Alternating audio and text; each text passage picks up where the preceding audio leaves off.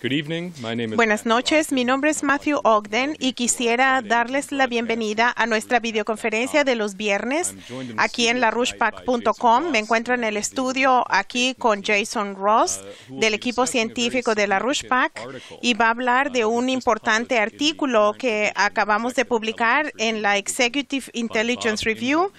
El autor es Bob Ingram, un historiador y miembro activo del movimiento de LaRouche en California. Este artículo es el artículo principal y está en la portada en la EIR de esta semana y se titula La pelea de Manhattan para la libertad humana en contra del poder esclavo de Virginia. Antes de entrar en eso, como sabe nuestro público, hoy es el 8 de mayo y es un día muy especial. Hace 70 años, en esta fecha, las fuerzas de Hitler oficialmente se rindieron a los aliados, marcando la derrota del fascismo en Europa. En el oeste se conoce como el Día de la Victoria en Europa. En Rusia, que perdió a 27 millones de personas en la pelea contra el fascismo, le llaman la Gran Guerra Patriótica. 13% de toda la población soviética de ese momento. La derrota del fascismo en Europa se celebra el 9 de mayo y en Rusia se le conoce como Día de la Victoria, que probablemente es el día feriado más importante en Rusia. Sin los sacrificios de la Unión Soviética y del pueblo ruso, la alianza contra el fascismo nunca hubiera sido exitosa y la derrota de las fuerzas nazis no hubiera ocurrido. Ahora en Rusia hay grandes celebraciones planeadas para este fin de semana con un gran desfile en Moscú mañana que será en el cual estará el presidente Putin, pero también los jefes de Estado de muchos países muy prominentes, incluyendo muy importantemente Xi Jinping, el presidente de China, quien llegó hoy para llevar a cabo reuniones bilaterales de antemano con el presidente Putin.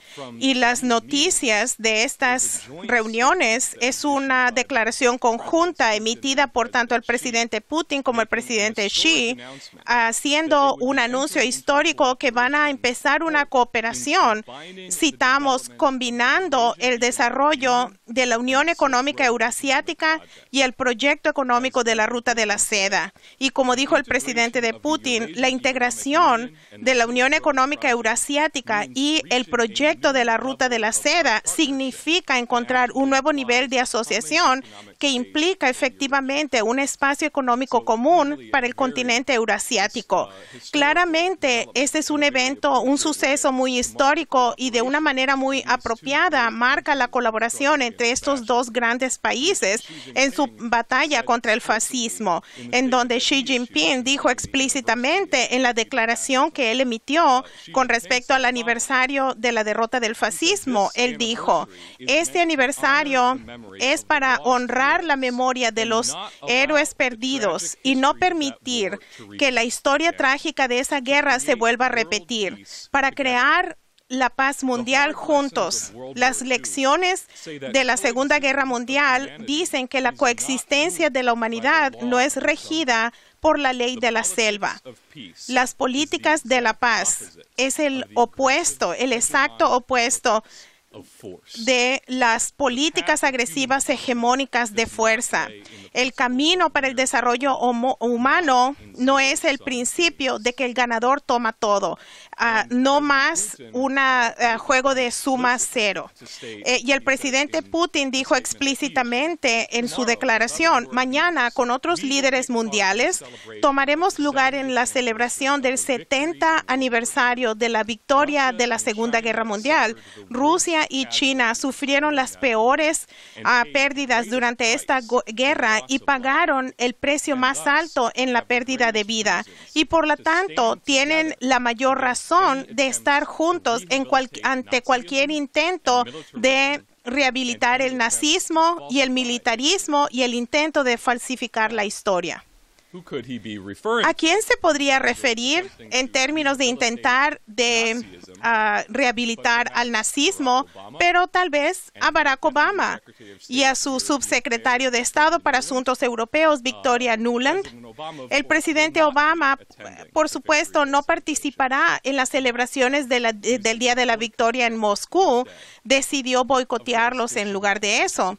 Por supuesto, esto no debe ser una sorpresa, ya que él y Victoria Nuland actualmente apoyan el revivir del fascismo en Ucrania y en otros lugares junto a la frontera con Rusia, y en lugar de conmemorar la alianza histórica entre Rusia y los Estados Unidos durante la Segunda Guerra Mundial, actualmente intentan provocar una tercera guerra mundial contra Rusia y sus aliados, incluyendo a China y otras naciones de los BRICS.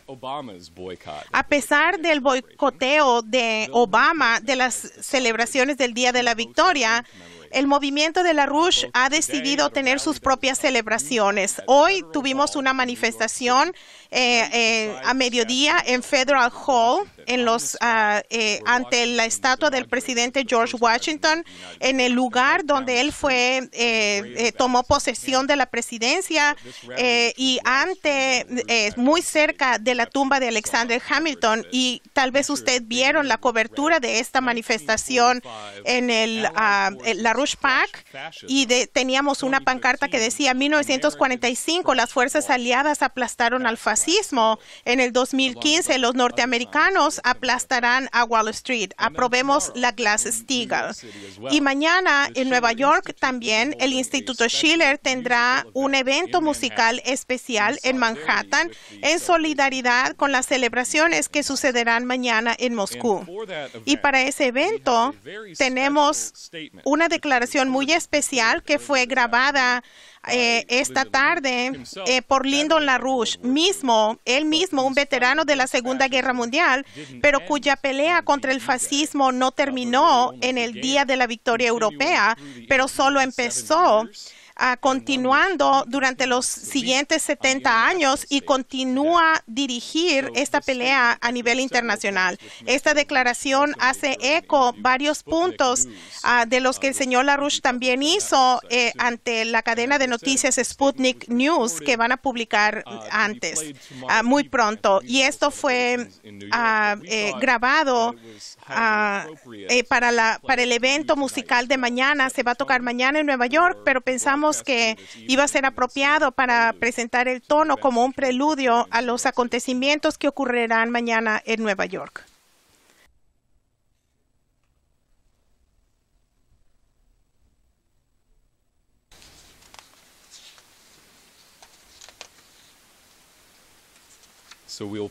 Vamos a tocar este video en unos momentos. Este video LaRouche lo grabó para que se presentara en la reunión en Nueva York mañana en la noche, pero debido a su importancia lo vamos a tocar hoy también. Me disculpo por los problemas técnicos. Mientras esto se resuelve, vamos a continuar y me van a indicar si se resuelve muy pronto. Lo que quiero subrayar sobre los acontecimientos mañana en Nueva York, esta será en Nueva York es el lugar donde el señor LaRouche ha insistido que el liderazgo de los Estados Unidos y es ahí donde deben estar las actividades del movimiento de LaRouche, como se habló en la manifestación que hicimos hoy en Nueva York. Tenemos un enfrentamiento contra los enemigos de Estados Unidos que están cuyo centro es en JP Morgan, que está justo enfrente del Federal Hall, donde tuvimos esta manifestación. Y pueden ver la cobertura de esa manifestación en nuestro sitio LaRouche PAC, como indiqué antes. Y si usted está en alguna parte de la ciudad de Nueva York, mañana durante el día contacte a nuestra oficina en Nueva York para participar en esta celebración si es que todavía no tiene planes para participar. Esto va a ser una celebración musical muy importante y como dije, la declaración que el señor LaRouche grabó se va a tocar mañana. Mientras resolvemos esos errores técnicos, voy a continuar. Lo que debemos hacer cuando hablamos del aniversario de la derrota del fascismo es darnos cuenta que la batalla contra lo que representaba el fascismo es una que empezó mucho antes de la Segunda Guerra Mundial y que de una manera muy real es parte de la historia de los Estados Unidos y de la identidad de los Estados Unidos. Es una que va a la raíz de lo que significa ser un ser humano, que ha sido el tema explícito de nuestras videoconferencias en las últimas semanas con las presentaciones que han escuchado de Benjamin Denniston sobre la verdadera identidad del hombre como especie galáctica, y ha sido claramente demostrado en una entrevista que publicamos hoy con Sergei Pulinets, quien es un científico ruso muy importante, quien aplica su comprensión de las fuerzas galácticas que crean el ambiente de la Tierra para desarrollar tecnologías que controlan los principios que pueden mejorar las condiciones de la vida aquí en la Tierra, algo que solo la especie humana puede hacer. Y vamos a tocar la declaración del señor LaRouche. Así quiero que pongan atención al audio de lo que el señor LaRouche dijo hoy más temprano. Déjenme felicitar a la gente de Rusia que ven a lo que estamos haciendo y a lo que tenemos en la zona de Manhattan. Vamos a tener una celebración en Manhattan que coincide con la celebración que se llevará a cabo en Rusia. Esto es muy importante dado la alternativa, especialmente las alternativas, pero es muy importante. El problema que tenemos es que tenemos un presidente aquí en los Estados Unidos que, como su predecesor inmediato, otro caso Bush, es un verdadero enemigo de nuestros propios Estados Unidos. Es el enemigo desde dentro. Y eso es debido a que a estos enemigos desde dentro es que tenemos un conflicto mortal en contra de Rusia y otros lugares.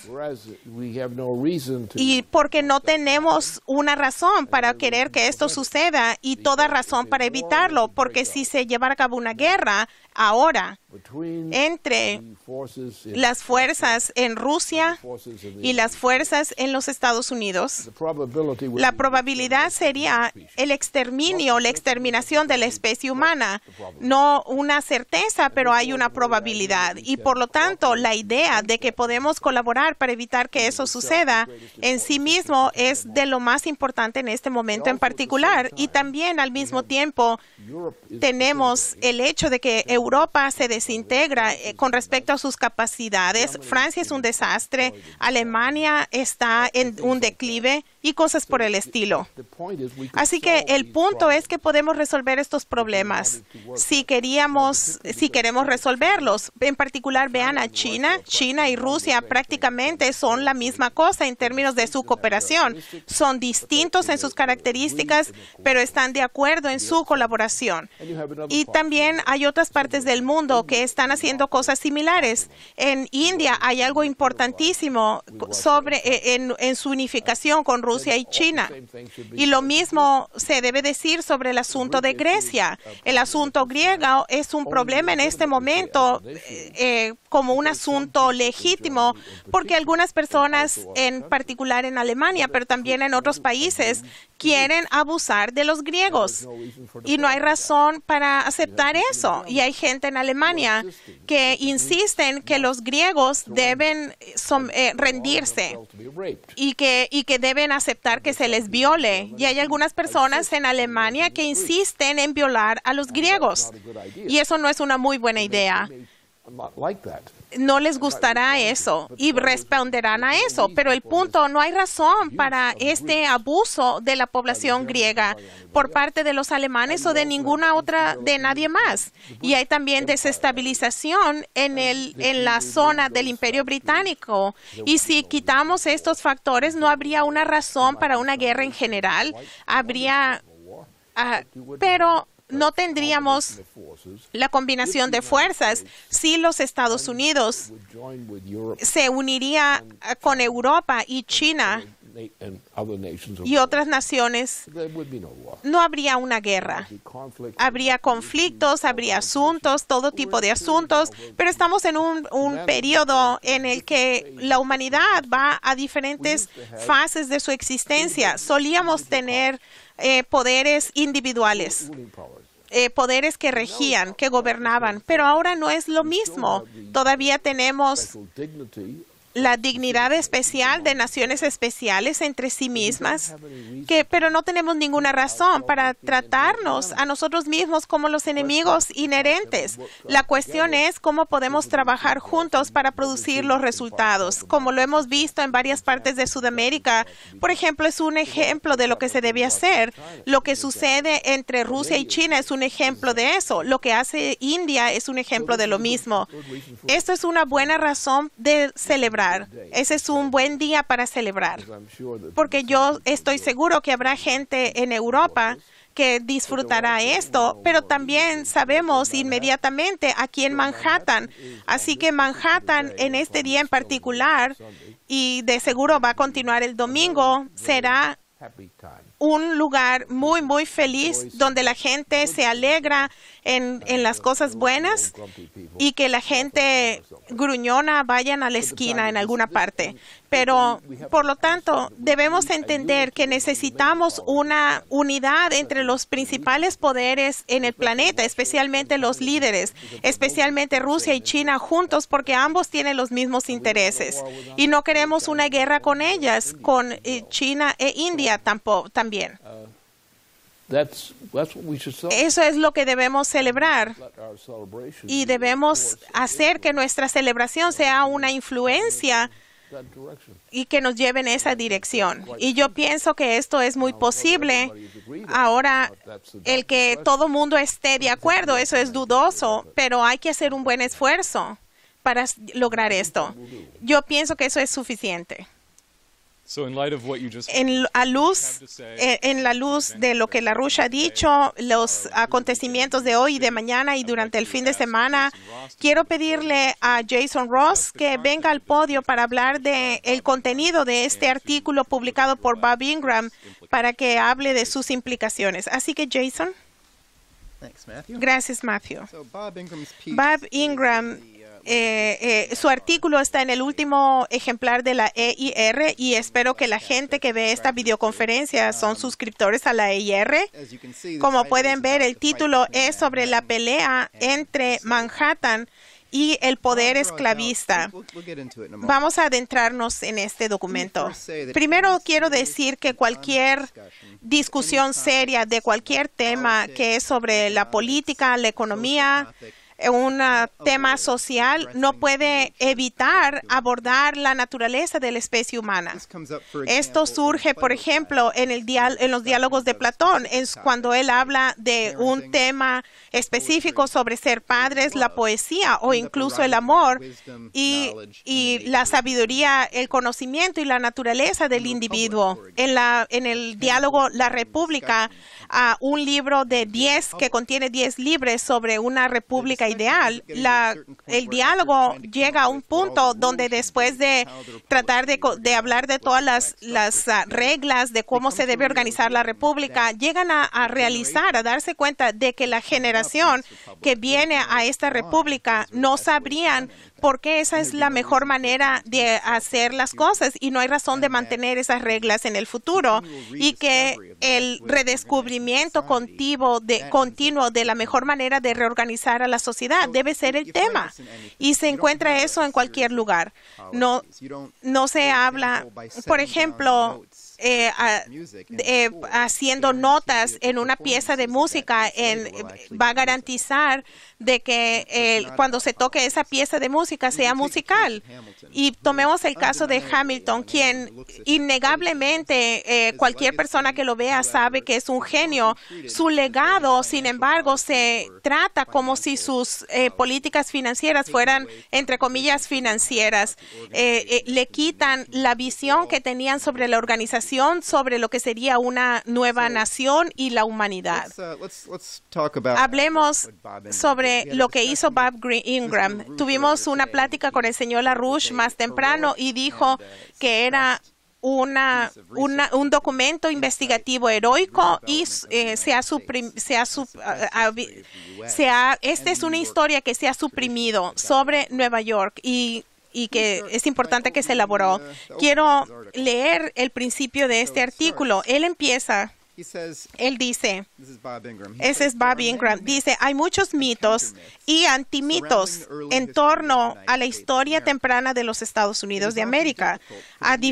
Es difícil por el observador discernir lo que efectivamente pasaba y cuál era la naturaleza de la batalla. Este documento documentará que desde el principio esta nación fue definida por una guerra titánica entre dos fuerzas opuestas, oponentes que se diferenciaban no solo en asuntos políticos y prácticos, pero en la verdadera naturaleza de la especie humana misma. Por un lado, era el liderazgo de Nueva York, que creó la Constitución de los Estados Unidos y definió la misión de los Estados Unidos durante la presidencia de George Washington.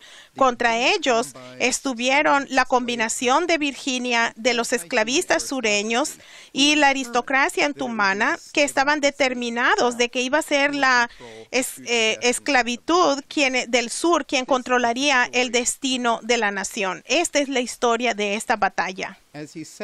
Como él lo presenta, este liderazgo neoyorquino, él dice que en los años anteriores a la Revolución Americana, 4 graduados del Colegio del Rey, que es la Universidad de Columbia, empezaron a organizar entre ellos. Ellos eran Alexander Hamilton, John Jay, Gouverneur Morris y Robert Livingston.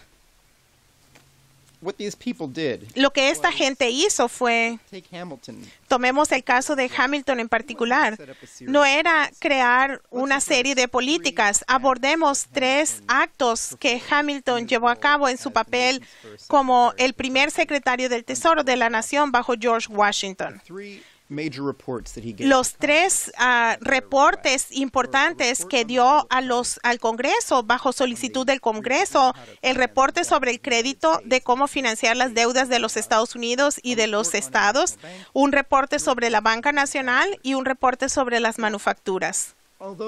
Aunque habían aspectos financieros y monetarios a estas políticas, en su reporte a las manufacturas es donde Alexander Hamilton presentó lo que consideraba lo que iba a ser la dirección apropiada que tomaría la nación.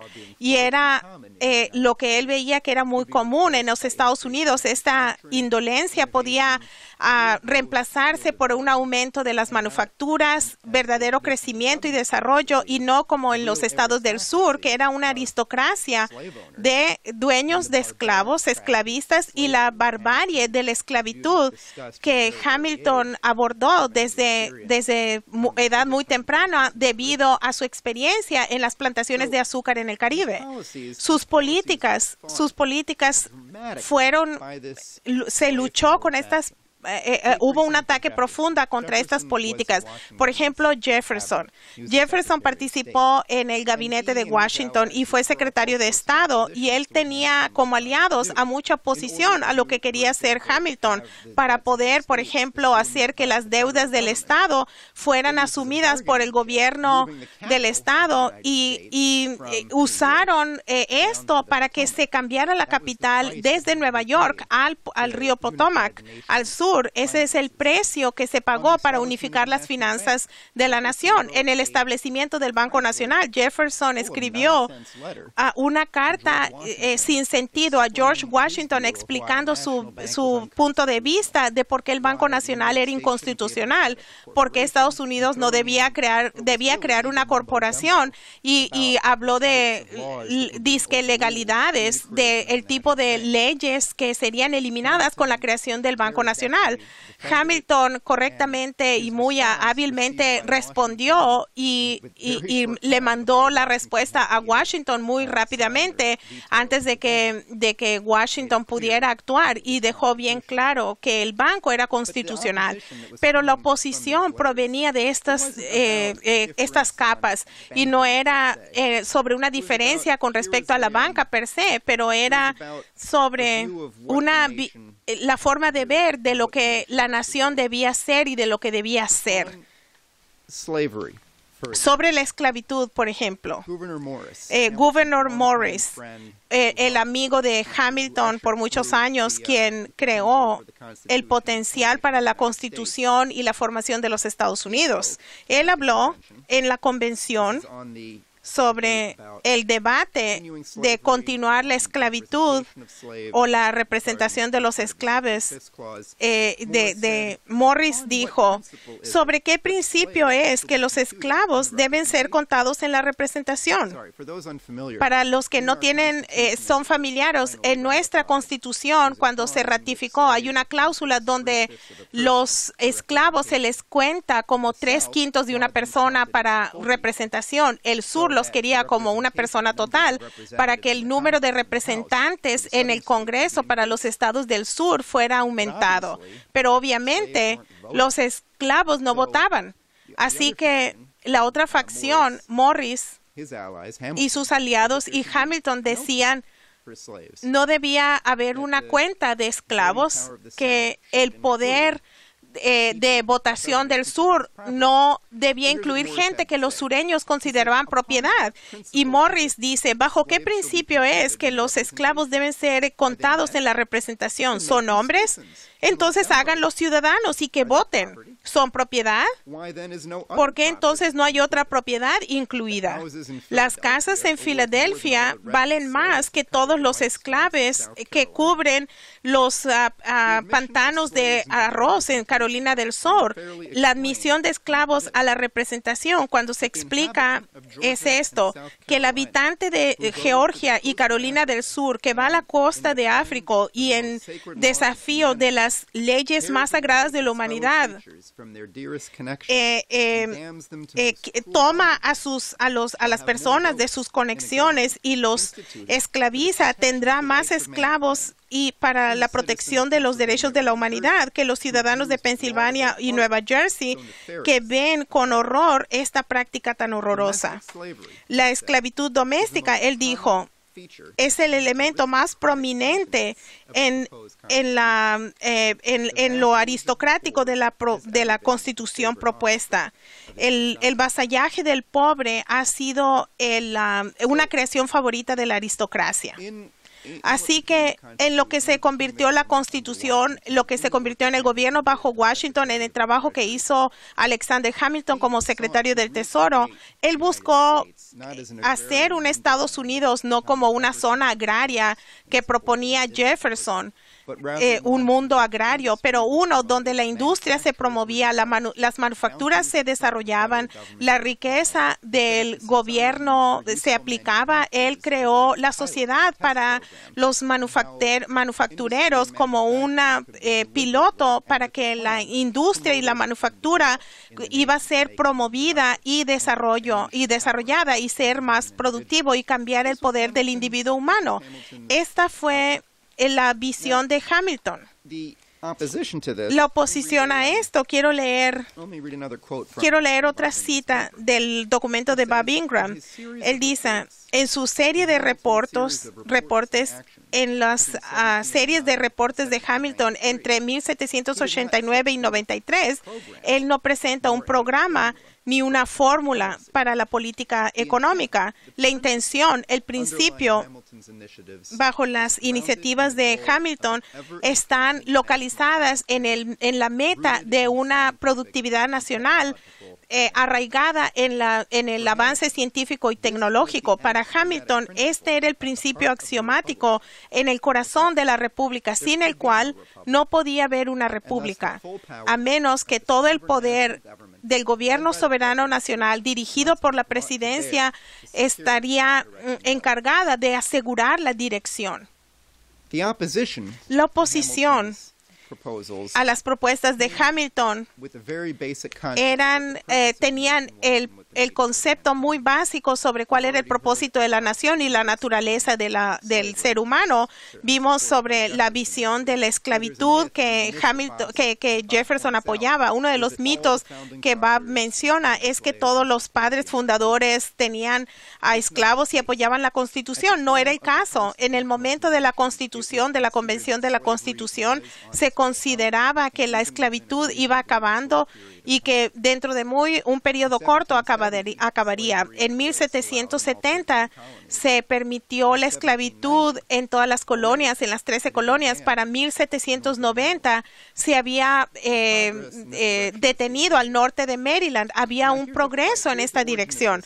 Y este es el origen de esta tontería de los derechos de los esclavos que dicen la Confederación, que los estados del sur quieren dejar que los dejen solos para que la Unión no interfiera con ellos, lo que hayan oído durante la Guerra Civil. Esto es lo que dijo Madison en 1792 sobre las propuestas de Alexander Hamilton. Él dijo, ¿qué piensa sobre el comentario sobre el bienestar general?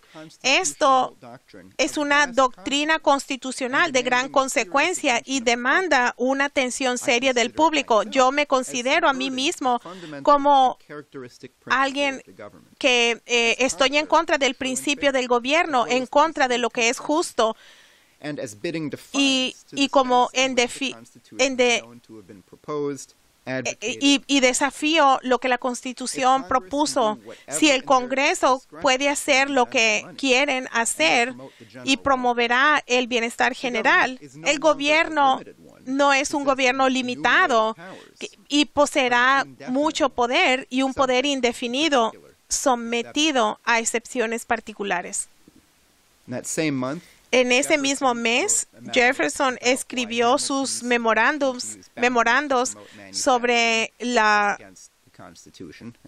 Jefferson estaba en contra de los documentos escritos por Alexander Hamilton. Había una pelea. Llegó al punto de que sobre el tema del Banco Nacional, Thomas Jefferson promovió usar la pena de muerte contra cualquiera que trabajara para el Banco Nacional. Esto es lo que decía Jefferson sobre cualquier virginiano que trabajara para el Banco Nacional, que él consideraba Estados Unidos como una legislatura exterior. Cualquiera de Virginia sería una traición en contra del Estado de Virginia, y cualquiera que haga cualquier acto bajo una legislatura extranjera, Estados Unidos estará actuando si actuara como parte, sería condenado culpable de alta traición y se le debe matar de acuerdo. Estas eran las palabras de Jefferson a cualquier virginiano que trabajara con Hamilton y su Banco Nacional. La otra gran ironía es que la pelea entre Jefferson y Hamilton algunas veces se presenta como si Jefferson promoviera el ideal republicano, mientras que Hamilton la aristocracia. Así que se sabe quiénes tenían esclavos y lo que Jefferson quería hacer con sus esclavos. Hay otros puntos en este documento. Yo pienso, mucho de esto es muy provocativo y sorprendente. Una de las cosas que parecería una sorpresa es cuando se habla del canal Erie. El canal Erie, este es uno de los proyectos iniciales promovidos en los Estados Unidos, en el nuevo Estados Unidos, que conecta los Grandes Lagos con el río Hudson, haciendo a Nueva York la puerta hacia el oeste. Cuando el canal se construyó en los 800, hubo una gran pelea de quién iba a controlar el oeste, los esclavistas o el principio hamiltoniano de Nueva York, el desarrollo de la nación. Y Nueva Orleans iba a ser la puerta hacia el oeste a través del Mississippi. La esclavitud iba a desarrollarse y diseminarse en estos territorios. Se promovió, o sería Nueva York la puerta de entrada a esa nueva nueva zona. Así que el canal Erie, esto no fue simplemente la forma de mover bienes y fácilmente, pero también fue un proyecto fantásticamente de expansión de 350 millas con 83 compuertas, acueductos. Tuvo años en completarse y cuando se completó, el principal medio para ir a esa nueva región de la nación fue a través de Nueva York. No fue un proyecto solamente de infraestructura, sino que fue sobre el desarrollo de la nación y qué tipo de perspectiva sobre la humanidad la desarrollaría la nación. En lo económico, y obviamente esas son solamente porciones del documento de Bob Ingram que todo mundo debe leer. Él aborda al partido Whig. Y lo que dice, que por error se le consideraba como el sistema americano de economía. Él dice que el sistema americano de Henry Clay, que comprendía 3 tópicos: un banco nacional, mejoras internas y tarifas arancelarias de protección. Y esto no es lo que promovió Alexander Hamilton. Hamilton, por ejemplo, no quería tarifas altas de protección. Él dijo que esto promovería la flojera y la falta de innovación. Él promovía el que se promovería las manufacturas en lugar de evitar que entraran manufacturas del exterior, en lugar de mantener las cosas fuera, en lugar de promover el desarrollo de nueva ciencia.